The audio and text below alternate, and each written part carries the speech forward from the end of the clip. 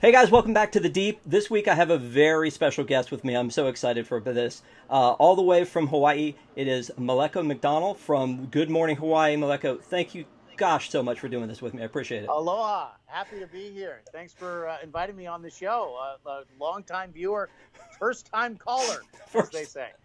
You are nuts. Hey, I'm not going too over the top, am I? I mean, this isn't. I mean, again, I don't want to cross that line between tourist and inappropriate. So, you No, let me know, man.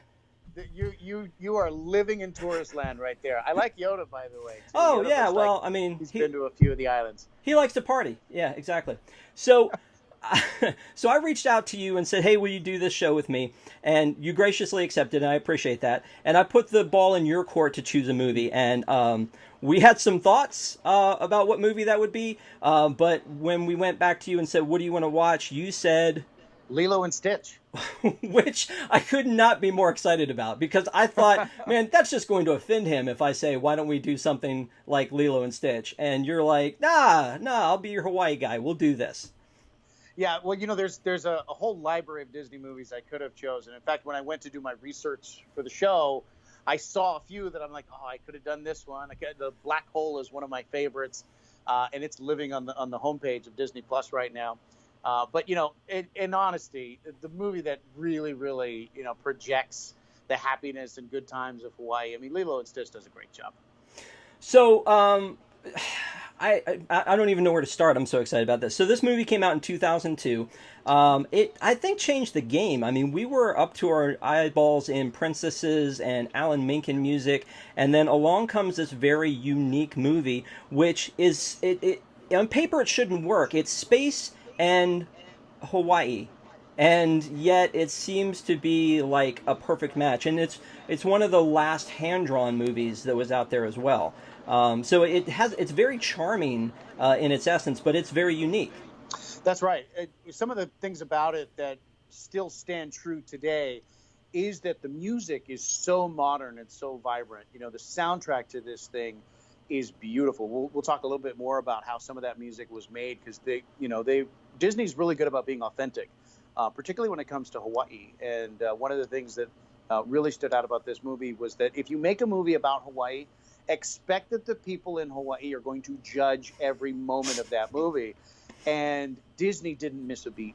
It's perfect. That's awesome. All right, so then I'm going to hit you with some questions because as I'm watching it, I'm like, oh, I wonder this. So which island is this supposed to be taking place on, or do they ever say?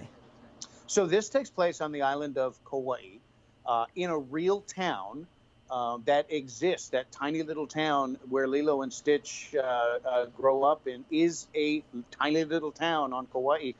And some of the buildings that are in the animation are in that little town. So it's probably, I don't know what the exact population is, but I want to say it's less than 100 people.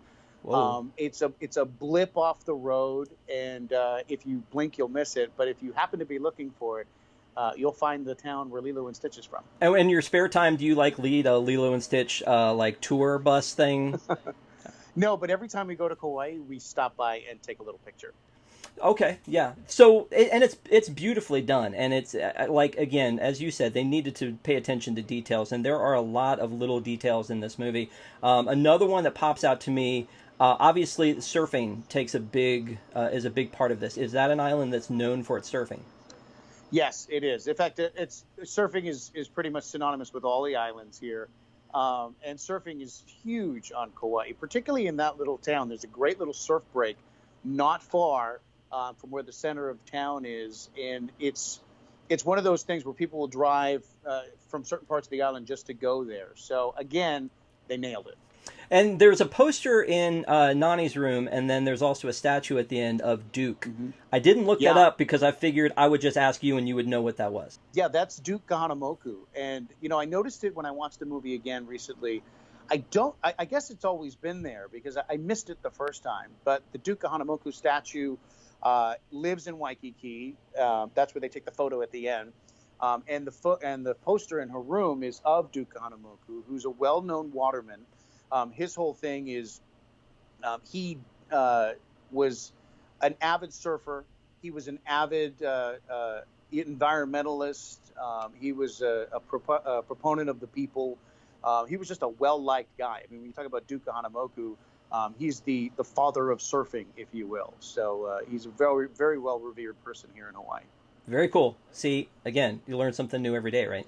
Yeah. By the way, the name of that town is Hanapepe. It slipped my mind while I was talking about it, but it exists. It's Hanapepe. If you Google map it, you'll find it. Now, is there a Mulan walk there? There is not a Mulan walk. And well, why would we go? I saw that. Was that added in later, or was that part of the original? It was part of the original. There are things that were changed in the Disney Plus version. I'm certain of it because we've seen this movie a number of times. But when I watched it on Disney Plus, there were certain things that I don't remember from the original movie. I know we're going to bring up spoilers, but I don't think it's a spoiler if I just point out something about the background. Yeah. Is that all right? Go ahead. Bring it. So, I mean, this movie's almost 20 years old. If somebody hasn't watched it by now, the spoilers should be allowed, but then also they should go watch it because that's crazy. So what's your spoiler? It felt like to me like some things had been changed or enhanced. And in the credits at the end, I noticed that there was a digital cleanup credit. So somebody had gone through and done something. Maybe that's it. I don't know. I'm guessing here. But I did notice that in the house, in the early parts of the movie, when Lilo is being chased around the house by her sister, and at some point she hides in the laundry room, she climbs into, in this version on Disney Plus, what looks like a cabinet with a pizza box as the lid. And I am 100% certain that in the original movie, she actually climbed into a dryer and hid. And so much so that later in the movie, you can actually see the dryer where that cabinet was. So it's almost like they replaced it in that one scene. And I don't know if that's for safety reasons or something, but I'm certain that that's not how it originally came out. You know what's so funny to me about that is that I noticed the pizza box thing in this showing of it, and I guess dismissed it as if it was some sort of like it was an oven or whatever. But that makes a lot of sense if you think about movies like E.T. where they went in and they got rid of the guns and they replaced them with walkie-talkies to make it a little less scary. This movie, I also noticed something interesting, has on Disney Plus a TV PG rating. Not just a PG rating, but a TV PG rating. So perhaps, maybe that's what they did. They went back and changed it, and then had to re-rate it for the new for the changes that happened in it. But I wouldn't have thought that they had changed anything if you hadn't said anything. Now that's all I want to do is go back and dig in to see that. There are a number of Easter eggs. I'll point out a couple more. In fact, one of the easiest things to spot is if you look when you're watching the movie and you go down to the extras on Disney Plus. They have a number of deleted scenes or scenes that weren't quite animated. They were just taken out before the movie was produced. Right. And a few of them have some pretty graphic violence. You know, when they're being chased by the aliens at the end of the movie, there's a scene where a device is thrown into a door. I don't know if you remember seeing this scene, and it looks like it's got a toothbrush and toothpaste and something on a spin wheel, and it gets stuck in the door. Yeah. Well, in the original just penline animation, it's a very, very violent device with like knives and a hatchet and some sort of a saw or something on it. It's a totally different thing than a toothpaste dispenser or whatever it is that eventually gets animated into the film. So at some point, this was a much more violent and scary movie than it was before it went to theaters. That is intense. So you're talking about Easter eggs. Let's talk about some of the things that were hidden in it that I promise you the Mulan walk was already in there, though. But Chris Sanders, who was the writer-director of this story, and again, it's a very unique story. It's very original. A lot of the things that Disney has done have been retellings of fairy tales. This is an original story. Chris Sanders had worked on Mulan, so it's not a surprise that Mulan would be hidden in here. So the Mulan walk. In the town. She's got a poster. The Mulan poster as well in the room. Yep. This is also one of the first movies that I think, for me, the first Disney movies that hid so many little things, like the Dumbo figure that's in her room. When you see Lilo's room, there's like an easel, and there's a Dumbo figure that's stuck there that you see a few times. There's some hidden Mickeys throughout the movie. But one thing that jumps out is in this entire class of animators, A113. They all went to Caltech, and they all were in the same room, and so A113 is hidden in just about every Pixar movie. It's just a little calling card. This one, they overdid it, though. If you were Yeah. looking for A113, Yeah. you saw it. It was a license plate in her room, and then it was a Hmm. license plate on On a the. car. Oh yeah, Yeah. yeah, and it was on the oil tanker that Stitch blew up, and it was on the fire truck that went to their house, and it was on her car Right. at the very end. And I'm like, okay, All the license plate yeah, has exactly. A113 I on it. just want to It's a ask little you, weird. is that the way that is in Hawaii? No, in fact, I've never seen that particular license plate. It's the right style of plate. Oh, It's just, and in fact, I'm glad you said that because I saw the A113 and I thought, I wonder if that's a hidden thing. But then the fact that it repeated throughout the movie, I thought, well, there must be some other meaning to that. I'm glad you explained that because yeah. I had no idea. Maybe they just got a little lazy. I don't know. So Chris Sanders, again, who was the creator basically of this Yep. story, he was co-director, co-writer, is the voice of Stitch and has been the voice of Stitch Yep. ever since. And that to me is also pretty amazing that he would be that character. And very much, I guess, like Brad Bird is the voice of Edna Mode.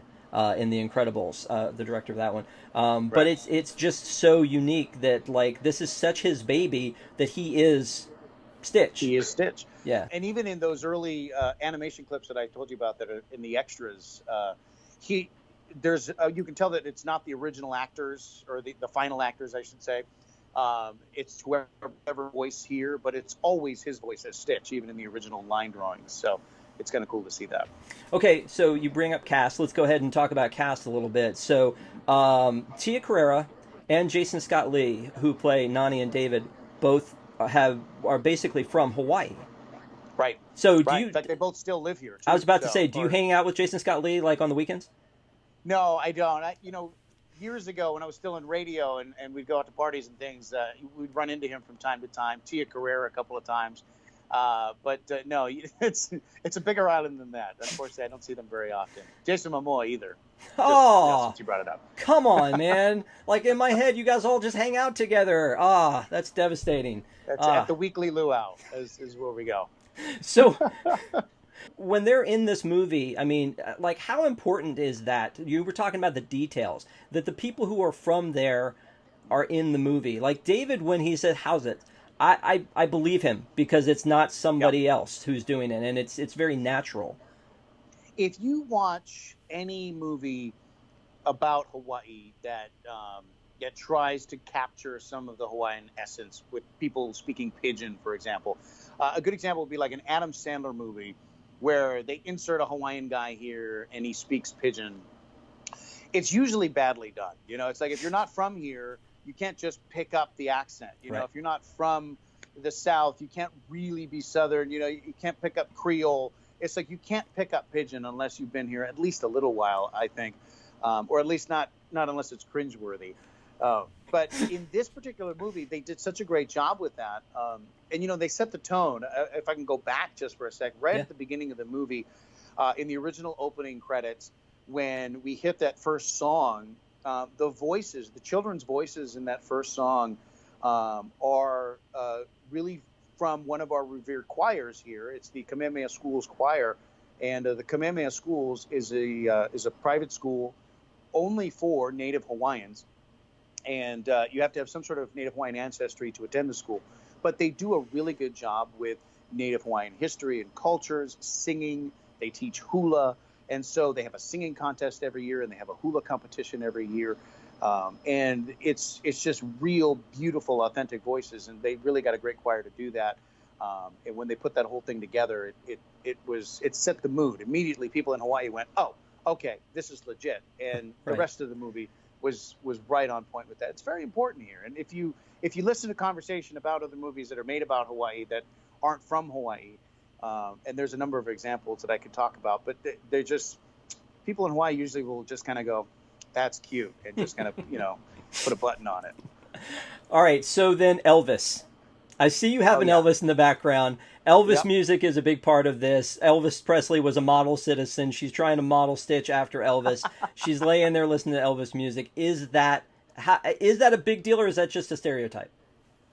That's more of a stereotype. I mean, Elvis was an import, right? So he's the American connection to Hawaii. I mean, he's got a big party. This statue that I've got here behind me, this was part of Elvis's Elvis in Hawaii tour, It was the first ever satellite broadcast of a concert, and he did it from the Blaisdell Center in Hawaii, which is still standing. And so there's a lot of Elvis culture in Hawaii.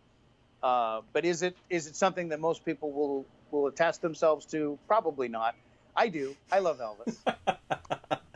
Good. That's good to know. All right, so let's go back to and I know I'm jumping around a little bit, but again, I'm just so excited to talk to you about this movie. I can't even stand it. So some of the other actors, like Davy Chase, was in this one, and she was also in The Ring, which is hilarious to me. Like to see like Lil Lilo, but she's walking out of like this hole in the ground with the weird neck and. So I mean, there's not a lot of other ties with her to anything Disney. So Right. I think that that's true of most of these actors, and a lot of times you'll find the opposite is true. Like Tim Allen is in, I mean, he's Buzz Lightyear, and he's Santa Claus, and he's all over the place. Even The Rock, he's in Moana, but he's also in Jungle Cruise. And so, but most of these actors, this was it for them. Like this is like Yeah. in a bottle. Like Ving Rhames even, and I can't hear Ving Rhames' voice without hearing Arby's commercial whenever I hear it. But he plays Cobra Bubbles, and then even like Kevin McDonald, like this was basically the only thing that he did for Disney to my knowledge. So it was just very interesting with the cast that they were just almost like handpicked for just this one project. Yep. I found that interesting too, particularly when you talk about other movies that were made about Hawaii. When they brought in Moana. You've got a cast there again. They pulled from Hawaiian actors, the star of Moana, and just in the way they built that. But they pulled from a lot of other resources in the Disney library to make Moana, and I felt like it was the whole structure of that. And I don't know anything about these things. I default to you on that. But I felt like the whole structure of Moana was built completely different than Lilo and Stitch. And if Lilo and Stitch were made again today, it might have an entirely different feel to it. Are we actually hearing waves outside of your door? I don't think so. We're not that close. Okay. That could be my air conditioner. Because it's hot today. Good. So when we're talking about like you were talking earlier too about the music. For so long, starting with basically The Little Mermaid on, it was Alan Menken and Howard Ashman until Howard Ashman passed away, and then Alan Menken did a few more things and some Elton John stuff that he did. But this was Alan Silvestri doing like the score to this, and it is amazing music because it's a mixture of his score with Elvis music. And then a couple of remakes from Winona and the A-Teens, which, by the way, the A-Teens, what the heck? I mean, that's so crazy to me. Like this ABBA kid tribute band, and they have a song on this soundtrack. But I don't know what else. What do you feel about when you hear the music? I know you mentioned the Hawaiian roller coaster ride. Yeah, the Hawaiian roller coaster ride. There was another song they pulled in there, a real touching moment in the movie where they brought in Aloha Oi. And Aloha Oi is another one of those songs that means a lot to the culture in Hawaii. It was written by Queen Liliuokalani, the last reigning monarch of the islands of Hawaii. Hawaii, by the way, the only state in the Union that has a real palace that was once occupied by a royal family. It's still there. And the story briefly is that Liliuokalani was imprisoned in her final days of her monarchy in her palace, and while she was there in imprisonment, she wrote the song Aloha Oi for her people, and it was I love you, goodbye, and I'm sorry for the end, and it happens at an appropriate point in the movie, and it's really one of these songs that if you know the song, if you know where it comes from, and you know why Nani is singing it to Lilo at that moment, I mean, we had tears last night. It's a tear-jerking moment because that song is so perfect and so powerful in that moment. Yeah. So you're speaking of like the tone. One of the things my wife pointed out to me was like we had like, I don't know, 20 minutes left in the movie, and she said this is a really sad movie. There are a lot of very sad moments in it, and I think that I had some frustration early on when Lilo is pushing Nani away and she's causing trouble in front of Cobra, and I'm just like, I want to like take her and like sit her down and go, you realize that you're messing things up for your sister, can you just cut her a break? And then like just Stitch feeling unwanted and unloved, and it's a lot of sadness through there. But yeah. I think that there's a payoff at the end for the happy ending for it. But it is I think maybe to me more than sadness, I think it just has a lot of heart. I think you're right. It's not quite. It's not that it's a sad movie. It's an emotional movie. Yeah. The thread that runs through the movie is ohana, right? They talk about how ohana. They define ohana in the beginning of the movie, which is pretty true to the Hawaiian definition of it. It means family. It means that no one gets left behind. It means that you care for each other no matter what. Yeah. And that theme, I mean, obviously that occurs throughout the whole movie. When Stitch is being a tyrant and when Lilo is being impossible, and Nani is just trying to keep it all together, when she's about to break, as any sister, / parent would, ohana just brings it all together. And it's like, okay, this is it. We've got to make this work. And, the true meaning of family in any family, it rings true to that. And I think that's one of the things in the movie that carries to the end, and it pays off in the ending, because they could have just wrapped this whole thing up in a bow and done it out. But when this movie ends, it all makes sense. So in it, in the movie, when they're talking about ohana, there's a line where Nani says, "You have to stop using ohana against me." Is that something like you guys do around the house? You use ohana against each other all the time, or? No, I think that's definitely a theme. Don't be mad at me, ohana. Like, I mean, time out. No, I don't think I've ever used ohana against anyone, but I think within the context of the movie, for sure, that seems to be their timeout word. Their safety word. Yeah. Is ohana. So, and also I have to ask you: is there such a thing as Sandwich Day, and does Pudge control the weather? Well, okay, true story. In one of the excerpts of the film, Pudge dies. He doesn't die in the original theatrical version, but at some point in a written version of this, there is an untimely death of Pudge, and Stitch causes his death. It's a terrible scene, and it's not in the movie, but it is in the extras. All kinds of sad. He controls the weather. He's dead, Rob.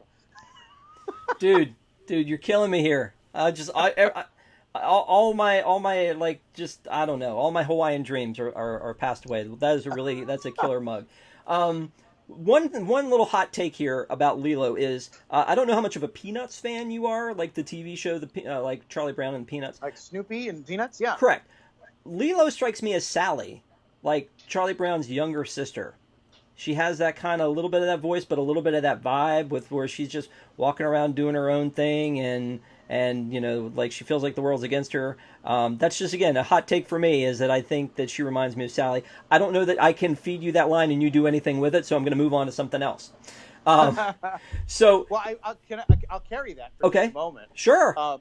She definitely has that, and you see it from the moment the movie opens, right? She's surfing, she's in the water, and then she comes into her hula class, and it's, again, another moment where they captured hula perfectly. And I don't know how you do this in animation, but hula is a very, very special thing here in the islands. It's how the ancient Hawaiians told stories. It's how they carried messages to their ancestors.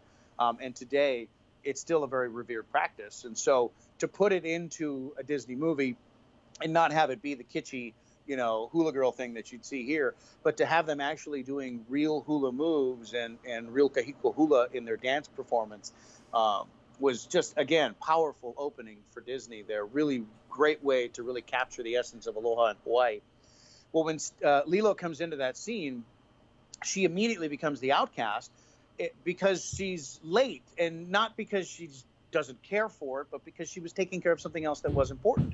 And so from the moment you see the movie, she's trying really hard to do the right thing, and every time she does the right thing that she thinks is right, she winds up ostracizing herself more from other people. And she's just a strange person, which is why it's very special when she meets a very strange dog. Yeah. Later in the film. Understood. So there were a bunch of other movies. And actually there was this movie, and all the rest were straight to DVD. I have them over my shoulder here. The next one was called Stitch the Movie, which then led into Stitch the Series, which then ended with Stitch 2, Stitch Has a Glitch, and then came Leroy and Stitch. All this happened from like 2002 to 2006, where people were apparently Stitch crazy, and then really nothing since then. Did you watch any of the other material, or do you think that it was just too much all at once? Or this is where I'm going to break away from what you think of me, and I'm going to be honest with you. Okay, lay it on me. Lilo and Stitch is my wife's favorite movie. This is her mug. Lilo and Stitch is a movie that I became familiar with because of her. You're a lie. You're living a lie. It's all a lie, right? Like, I'd seen the movie. I saw it. We were part of a movie premiere when it opened, but it wasn't until I married my wife that I saw it several more times. And she's the one that is constantly picking apart every little thing in the movie with me and helping us do it. And so I said, should we watch these other films as part of the series? Mm-hmm. And she defiantly said, no, you will not. Those are terrible films. Worst remake ever made, or worst follow-up movies ever made. And so I've not seen them, and I'm just going to believe my wife when she says they are not worthy of my Disney Plus time. Fair enough. And all those are available on Disney Plus for anybody that wants to watch them. And they are entertaining, but they are more Saturday morning cartoon for kids rather than a feature film. I almost feel like Stitch deserved a fitting sequel. Because it was such a big deal. I mean, he's actually an honorary member of the Fab Five. Like, when you go and you buy merchandise in the parks, it's Mickey and Minnie and Donald and Daisy and Goofy and Pluto and Stitch. I know that's more than 5, but they usually throw him in. He has his own theme park, if you will. I mean, when you come here to Hawaii and you stay at the Disney Aulani, he is Disney Aulani. I mean, sure, Mickey and Minnie are there, and sure, Pluto and Goofy are there, but it is Stitch. People go to see Stitch, and when he comes, he gets the line, not Mickey. Right. It's Stitch that gets this incredible line, and he's a big part of the culture. When you think of Disney in Hawaii, I mean, sure, you think of Moana now, but I mean, I don't think Moana holds a stick to Stitch, honestly. Wow. Well, you're talking about Disney parks, so let's move into that for a second, because I know you're a fan as well. So, like, the character in the parks is so fun, and we've gone to, like, character dinners and breakfasts, and it's just such a fun character. And so they have the Ohana restaurant in the Polynesian restaurant. I mean, Polynesian resort. At Disney World, right? Yes, in Disney World. Have you ever been? We didn't get it. We tried to make breakfast reservations, and they were sold out, and we just never got a chance to go. But I hear it's fantastic. Yeah. And from what I've seen from pictures and videos, it looks a lot like an ohana breakfast they have here at the Aulani, which is, I can't compare it. I've never seen it. But here at the Aulani, they do a fantastic character breakfast. All of the characters come out, but Stitch is the guy. Right. He comes out, he's got his lei, he's got his grass skirt, and he's the character to have a photo with. And have you ever been to the PCH breakfast at Paradise Pier Hotel in Disneyland? No. Okay, so he's there too, just in case you're ever looking for him. But I mean, if he's there on the islands with you, then you don't really need to come here for him. I mean, you can just hang out there. The other thing about Stitch, again, is I think a lot of people probably know Stitch, more people than actually have seen the movie. And I think, again, because of the merchandising, and in the parks and seeing, like, again, and Polynesian, you see a lot of stuff about Lilo and Stitch. Obviously, they're starting to do a little bit with Moana as well. But they had an attraction, and I don't know if you've ever done it or you ever did it before it was closed down, but it was called Stitch's Great Escape at the Magic Kingdom in Florida. We did get to do that, yes. What were your thoughts on it? Fantastic. I thought it was great.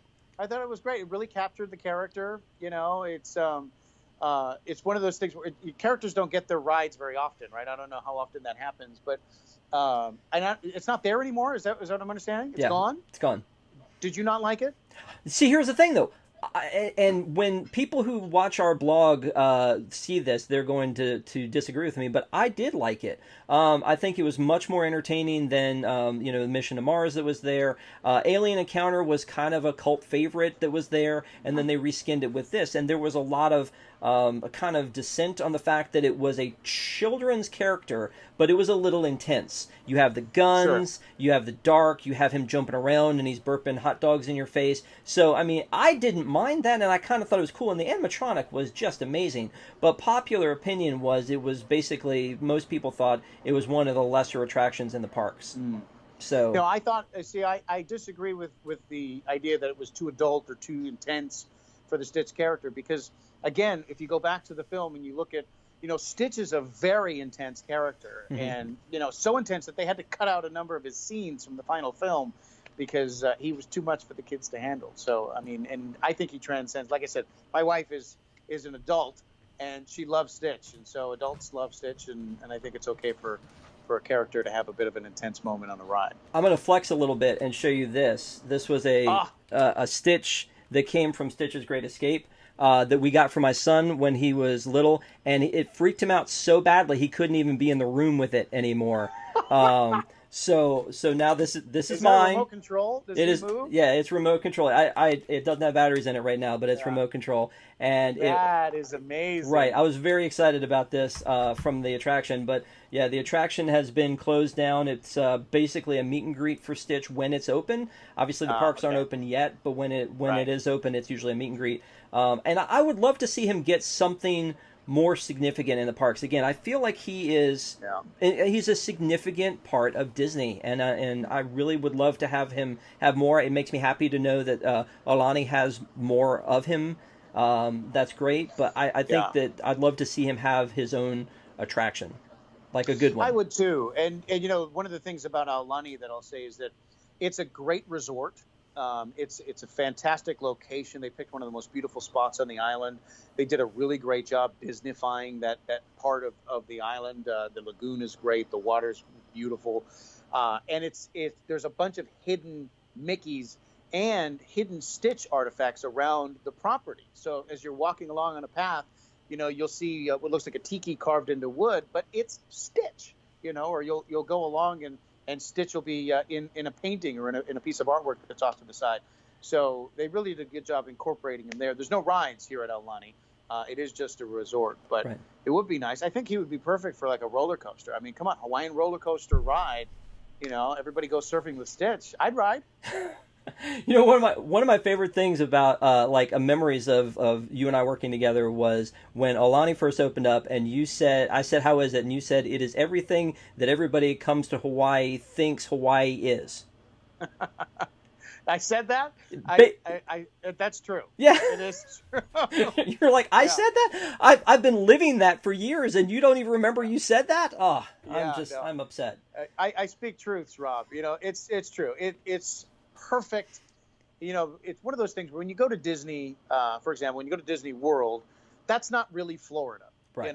It's Disney World and it's the Disney experience. When you come to Disney Aulani, it's not really Hawaii.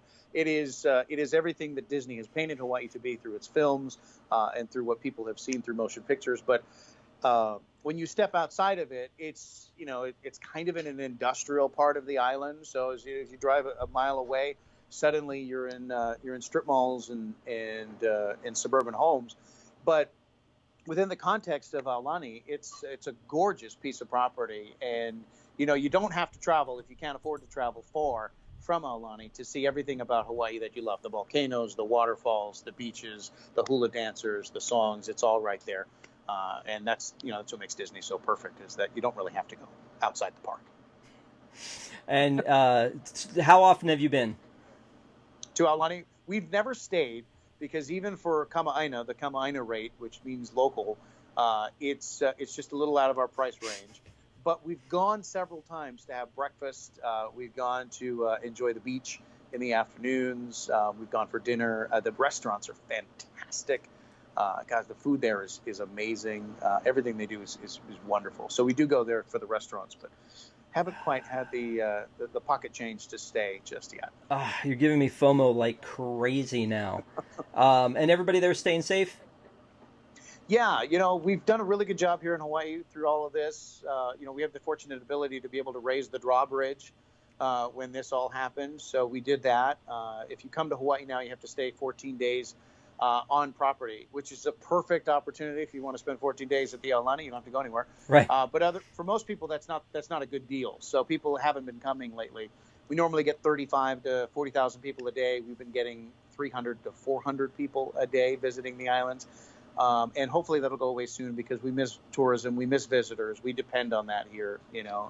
We don't have a lot of our own industries here outside of selling Hawaii. So hopefully this will all be over and you can come visit us soon. Yes, please. So, while you're talking about that, the luau where David and Nani work, Mm-hmm. does that feel like a typical like house, like how a luau would work in Hawaii, and or what Yeah. the people who work there would think of the luau? Yeah, all of that. All of that. That's 100% true. In fact, that there's four of those exactly like that here, not far from me. You got somebody who dances with fire, who almost burns the place down. You've got okay food with overt desserts, and a lot of sunburnt tourists. So there's a lot of authenticity in that, and it's almost an inside joke for people in Hawaii. There are moments where I feel like Lilo and Stitch was written by as almost as if Chris had lived here in the islands for a time and he understood that we would see that and we would get something that others wouldn't. Right. There's a number of references to tourists in the beginning of the movie. Again, a whole clip of that was cut out from the movie, and it's available in the extras. A scene that I just want to bring up before we're done. Every month here on the island, on the first working day of the month, we have a test of the tsunami warning siren, and it is an ominous 1-minute drone that just kind of blares at every corner of the island. It happens at noon on the first working day of every month. We just know that here in the islands. But in the movie, tourists wouldn't know that. And so Lilo takes advantage of that in this excerpt that is cut from the movie. And she says, if you hear that siren, it means tsunami, and you should run immediately because a tsunami is coming. And of course, within minutes, it blares because she knows it's the first of the month. And the tourists go running for cover and scattering, and it's just her being a little kolohe, which means crazy, and it's just a fun moment where she's like, now I got the beach all to myself. Yeah. And it's one of those moments where locals, we kibitz and we make fun of them. We think of tourists, as these people who are gullible sometimes, and that portrayed well in the movie. And, it's all in kid, it's all in jest, but, it still is one of those things. I guess they had to cut for the movie because it seemed a little mean-hearted on second glance. And what's the word for someone who is not native? Haole. Yes. Okay. Haole, and it's it can be, you can be offended by it. You're allowed to be offended by it. It really just means foreigner. So a haole is anybody who's not from here. A kama'aina is somebody who is. And so when people come to the islands and they try to speak pidgin, or when people come and they ask, where's the beach? And the beach is literally right there, as they do in the movie. That is a haole. Or like when you're in Orlando and you go there all the time, and somebody says, "What time's the 3:00 parade at the Magic Kingdom?" I get it, absolutely. Exactly. It's the same thing. Same it's thing. exactly. Same thing. That's exactly the same thing. And I mean, we don't have our own language when we're going to the parks. Sort of, we do, I guess. AP and DAK and all kinds of fun little acronyms, but. Awesome. So, all right. So we've talked about the cast. We've talked about the music. We've talked about how you didn't actually see any of the other material from Lilo and Stitch. That your wife is the only reason that you've watched this movie. God bless her. So we've talked about all this stuff. So let me ask you, Maleko, would you recommend this movie? Absolutely. Absolutely. Would definitely recommend this movie for the reasons we talked about. It is one of the last hand-drawn movies that you will see. And I love what computer animation has done for films, but at the same time, nothing compares to seeing the beautiful hand-drawn or the watercolor work that is done in some of the scenes in this movie. And they really capture the essence of Hawaii really well with the colors that they draw into this, and the characters, the way they're drawn even. We didn't really talk about that, but the way they draw the locals is kind of true to form. I mean, you really feel like you're looking at locals when you watch the shape of Lilo and Nani, and the way their faces are drawn. It's a great movie. It's a kind-hearted movie, and it really, no matter what you think of your own family, it'll make you want to call your mom. Okay, so before wow. So before I go and say anything else, I want to ask you, there is a rumor, or I guess they've released information, that there is going to be a Lilo and Stitch live action movie supposedly coming to Disney Plus. What are your thoughts about the live action movies in general, and then if this needs a live action retelling? Okay, well, I like what they've done with some of the live action movies. I think Disney does a good job at that. When they brought Aladdin to life, I mean, that was, it was a real vibrant picture. how are they going to do Stitch? How would they do Stitch? It's I mean, I believe in Disney magic. I didn't think they could pull Olaf off on a live stage show, and when I saw it, I was very impressed. But that's Disney. That's of course they made it look good. I don't know. I'd be a little wary of it. I mean, particularly because it is such a timeless classic the way it is.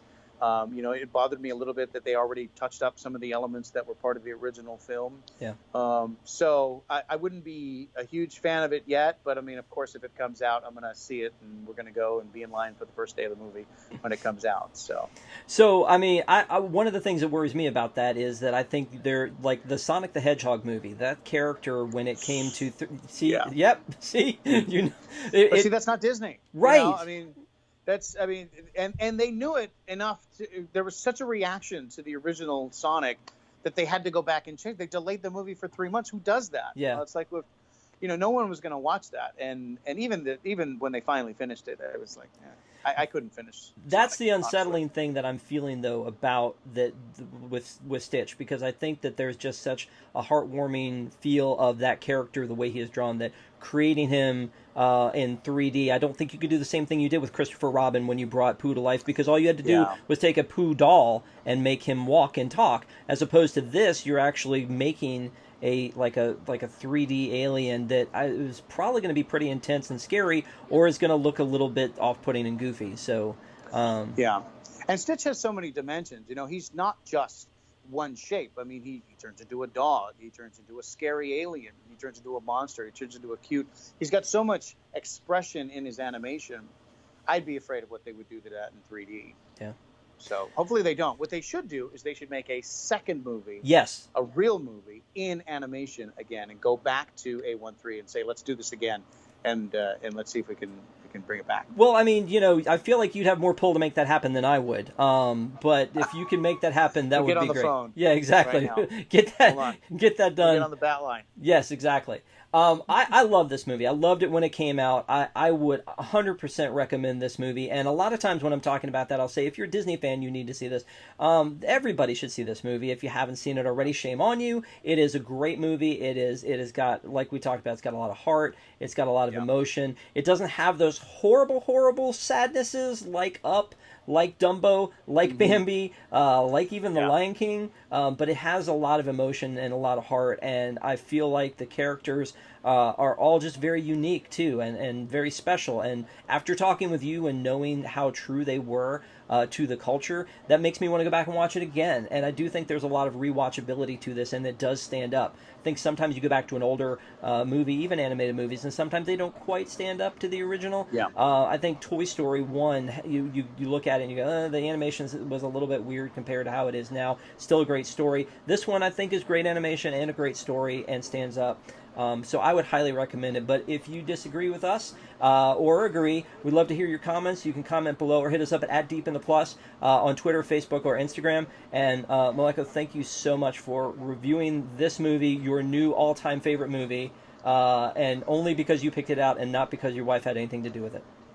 That's right. Whatever my wife loves, I love too. It's a fantastic movie. I'm so happy that I got to talk about it with you. And in fact, I'm so honored that you asked me to be a part of this. And the viewers don't know, but you and I used to work together in radio back in the day. Right. And you were my boss, and I was a lonely Padawan in Hawaii learning from the master. And so it's so honored to be here sharing the screen with you in equal time. Very, very honored to be here with you, Rob. Thank you so much. You are absolutely ridiculous. But thank you. Okay.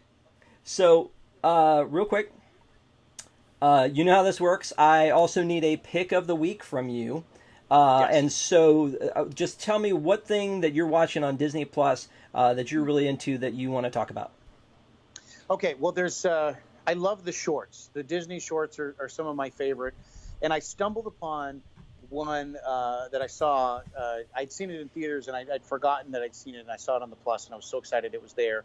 It's the story of Bao, the little Bao bun that is born. Her mother makes this little Bao bun, and then it's the story of this Bao bun and its mother. It can't be longer than 3, maybe 5 minutes, but it's such a heartwarming story. It's one of those things where if you're going to watch Lilo and Stitch because you're looking for the emotion, precede it with Bao. Just sit down and watch Bao while everyone's getting ready and sitting in front of the TV and watch that. Bring a tear to your eye. Such a beautifully done movie. The animation's great. The story's fantastic. There's very little dialogue or no dialogue at all. But it's so beautifully done. It's one of the shining moments in shorts for Disney, I think. Awesome, but I got to tell you that the one takeaway I have from that is that you were calling it the Plus, and now forever and ever I will call it the Plus instead of Disney Plus, because I don't think I've ever called it the Plus, and that is awesome. Oh, awesome! Well, good. So from now on, that's going to be a move that I'm stealing from you. But so I love that one as well, and I also went into a short for my pick of the week, and I love Stitch as a character, but one of my original favorites was Goofy, and I love those old Goofy like how-to instructional videos with the because we talked about being in radio, you have the voiceover saying now our hero does blah blah blah, and they have Goofy going through it, and this is a 1944 short called Goofy: How to Play Football. And so I'm a huge football fan. I love the Redskins. Don't judge me because I know that they've had some hard times for the past, 2 decades.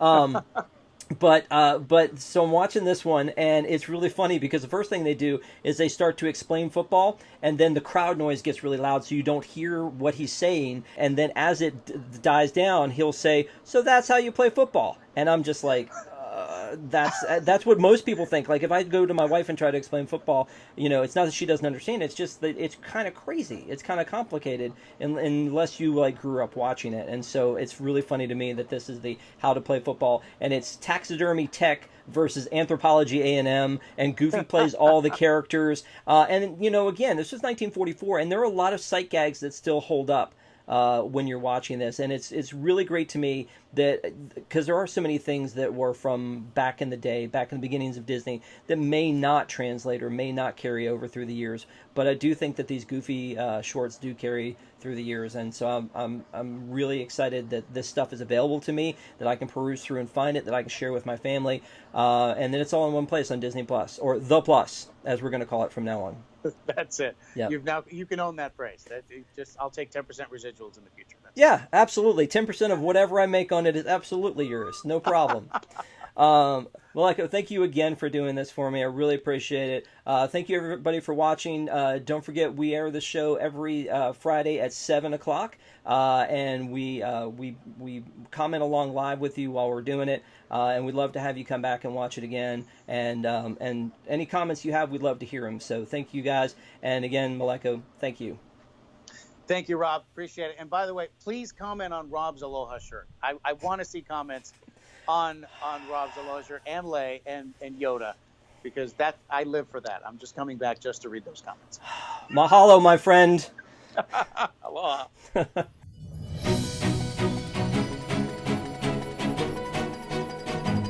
If you like what you're watching, make sure you like and subscribe.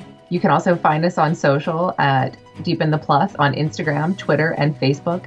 And if you're a Disney Parks fan, don't forget to catch me and Rob on Park Center Wednesday nights at 9 p.m. on WDWNT.com.